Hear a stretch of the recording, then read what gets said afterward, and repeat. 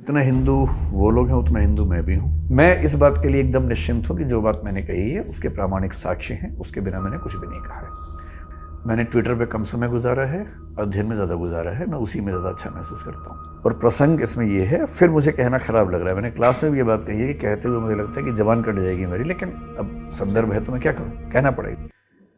इस डिस्कशन में मैं ये बता रहा था, जो अगर आपने पूरा वीडियो देखा होगा तो आपको पता भी लग गया होगा। मैं ये बता रहा था कि क्या क्या आरोप तुलसीदास जी पर लगते रहे हैं और क्या क्या उसकी सफाइयाँ दी जा सकती हैं या कुछ लोगों ने दी हैं। मैं आपकी तसल्ली के लिए ना वो सारे ऑथेंटिक टेक्स्ट अपने साथ लेके आ गया हूँ, ताकि मतलब पहली बात तो ये कि अगर मैंने कुछ भी कहा है, अगर मैंने मनगढ़ंत कहा है तो मैं जिम्मेदार हूँ। यदि वो टेक्स्ट में लिखा है, ग्रंथों में लिखा है, तो जिम्मेदारी मेरी नहीं बनती है। मैं इस प्रसंग में ये बता रहा हूँ कि तुलसीदास प्रगतिशील कवि थे, और प्रगतिशील इसलिए थे कि न केवल उन्होंने कुछ नई चीज़ें स्थापित की बल्कि कुछ पुरानी चीज़ों को छोड़ भी दिया। मसलन आपने पहली बात सीता माता की, तो वहीं से शुरू करते हैं, ठीक है। प्रसंग मैंने जो बताया वो ये है कि श्री पुरुषोत्तम अग्रवाल का एक लेख है जी। और मैंने उस लेख का संदर्भ दिया। पुरुषोत्तम अग्रवाल ऐसे वैसे अध्यापक नहीं है, वो मतलब 30-40 साल की उनकी रिसर्च है। JNU के प्रोफेसर रहे हैं और साथ में UPSC के मेंबर रहे हैं। तो UPSC के मेंबर होने का मतलब है कि हम जनरली ये फॉलो करेंगे कि अगर उनकी कोई बात है तो उसको हम ठीक मान के चलेंगे। ये उनकी किताब है संस्कृति वर्चस्व प्रतिरोध, इस नाम से। इस किताब में एक लेख है शूद्र पशु नारी, अगर आप देखना चाहें तो ये भी देख लें। और इसमें से मैंने इसमें से पढ़ा था, क्योंकि मैंने संस्कृत में ना रामायण पढ़ी थी ना महाभारत पढ़ी थी, मैंने इस किताब से पढ़ा था। और इस किताब में जब मैंने पहली बार पढ़ा मैं खुद चौंक गया कि ऐसा संदर्भ कैसे है। और वो संदर्भ ये है, वाल्मीकि रामायण की बात है। ये किसी और रामायण की बात नहीं है, वाल्मीकि रामायण की ही बात है। उसके उत्तरकांड में प्रसंग आता है और प्रसंग इसमें ये है। फिर मुझे कहना खराब लग रहा है, मैंने क्लास में भी ये बात कही है कि कहते हुए मुझे लगता है कि जबान कट जाएगी मेरी, लेकिन अब संदर्भ है तो मैं क्या करूं, कहना पड़ेगा। उसमें ये लिख रहे हैं लेखक कि सीता समझती रही कि युद्ध उनकी मुक्ति के लिए हुआ है। ये पृष्ठ 66 है, अगर आप में से कोई भी देखना चाहे तो 66वें पृष्ठ पर नीचे और 67वें पृष्ठ पर थोड़ा ठीक से पढ़ेंगे तो स्पष्ट होगा। जानकारी के लिए बता दूं कि किताब राजकमल प्रकाशन से छपी हुई है। सीता समझती रही कि युद्ध उनकी मुक्ति के लिए हुआ है। राम इस खुशफहमी की कोई गुंजाइश नहीं छोड़ते। यह जो युद्ध किया, विजय प्राप्त की, यह न त्वदर्शन मया कृतः, तुम्हारे लिए नहीं किया। और उसके बाद फिर वो जिक्र करें दो संदर्भों का, एक वाल्मीकि रामायण का और एक महाभारत का। बहुत इंटरेस्टिंग बात है, महाभारत का संदर्भ है।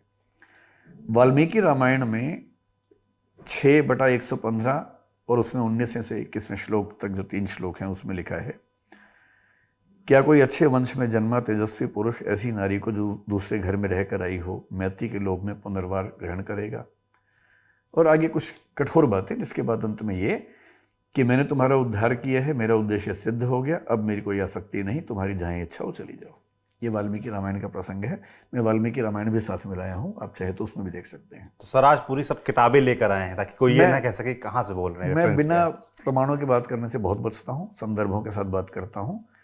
मैंने ट्विटर पे कम समय गुजारा है, अध्ययन में ज़्यादा गुजारा है, मैं उसी में ज़्यादा अच्छा महसूस करता हूँ।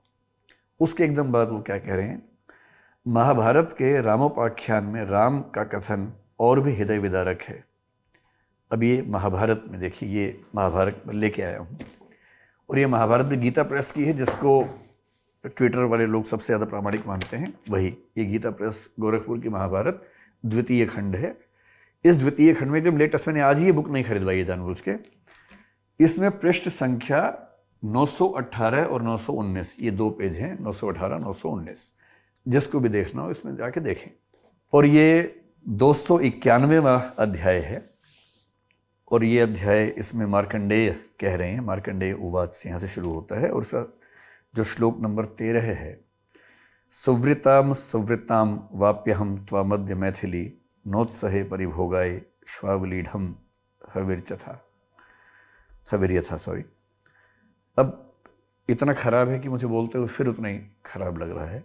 मिथिलेश नंदिनी, तुम्हारा आचार विचार शुद्ध रह गया हो अथवा अशुद्ध, अब मैं तुम्हें अपने उपयोग में नहीं ला सकता। ठीक उसी तरह जैसे वही बात की जो कुत्ते के चाटे हुए भविष्य को कोई भी ग्रहण नहीं करता। यही बात पुरुषोत्तम जी ने अपने लेख में लिखी थी, इसको कोट करते हुए।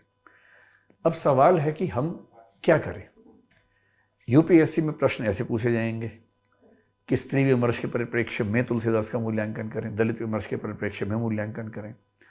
स्त्री विमर्श की बात करते ही इसको कोट किया जाता है कि ऐसा रामायण में था। और महानता क्या है तुलसीदास की?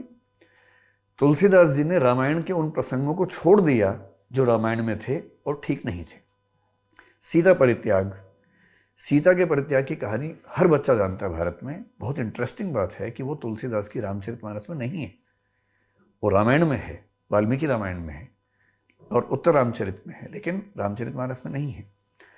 इससे तुलसीदास इस मामले में प्रगतिशील साबित होते हैं। और ये कथन महाभारत का कथन है जिसमें इस संबंध का जिक्र किया गया है।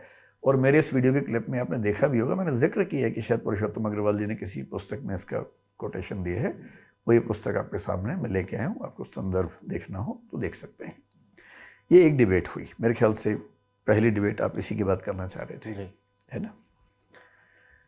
तो ये जो वीडियो सर 45 सेकंड का जो क्लिप शेयर किया जा रहा है, इस जो आपने बताया ये पूरी बातचीत इस विषय पर थी, इसी पर थी, लेकिन उसमें से काट के उतना ही शेयर किया गया। उस पूरी बातचीत के अंत में मैं ये कह रहा हूँ कि तुलसीदास प्रगतिशील क्यों हैं?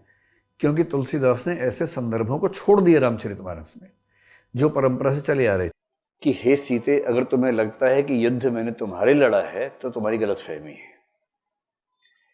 युद्ध तुम्हारे लिए नहीं लड़ा है, युद्ध अपने कुल के सम्मान के लिए लड़ा है। और रही तुम्हारी बात, जैसे कुत्ते द्वारा चाटे जाने के बाद घी भोजन योग्य नहीं रहता है, वैसे तुम अब मेरे योग्य नहीं हो। संस्कृत के एक ग्रंथ में राम के मुंह से ये कहलवाया गया है। ये राम नहीं कह रहे, लेखक कह रहे हैं। लेखक लोग अपने मन की बातें चरित्रों के मुंह से कहलवाते हैं और छवि बनती है चरित्र की, छवि बिगड़ती है उसकी।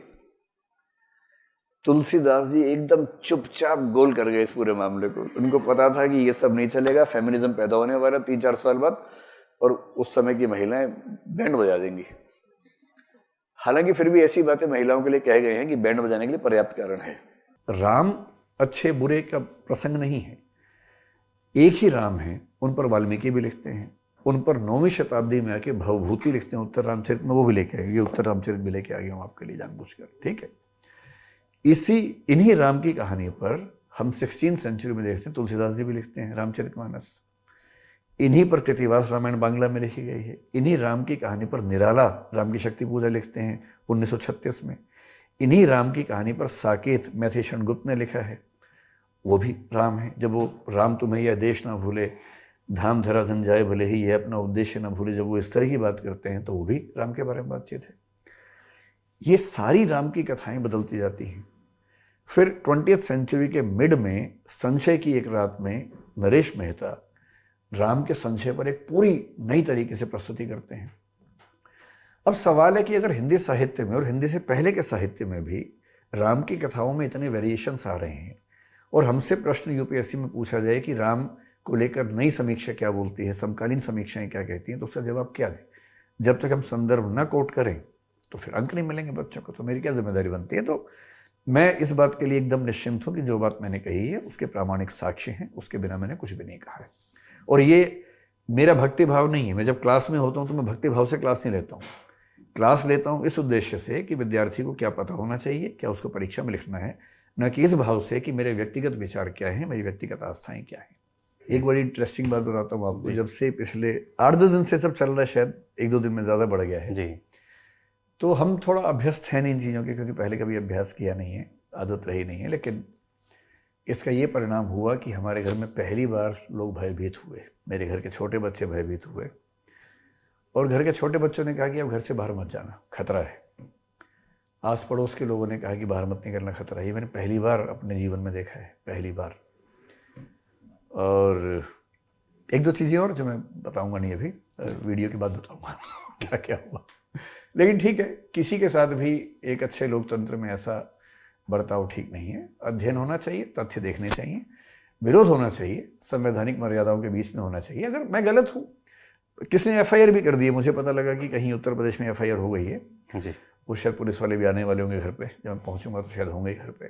तो ठीक है, अगर मैंने कुछ गलत किया उस पर एफआईआर करें, गलत है तो गिरफ्तार करें, केस चलाएं मेरे ऊपर, सुप्रीम कोर्ट, हाई कोर्ट, जहाँ केस चलेगा चलेगा। कानून का शासन है ना, और कानून के शासन के तहत मैं भी आता हूँ, सब आते हैं, इसमें क्या परेशानी है। लेकिन अफवाहें फैलाना बिना तथ्यों के गलत चीज़ है, किसी के बारे में भी हो।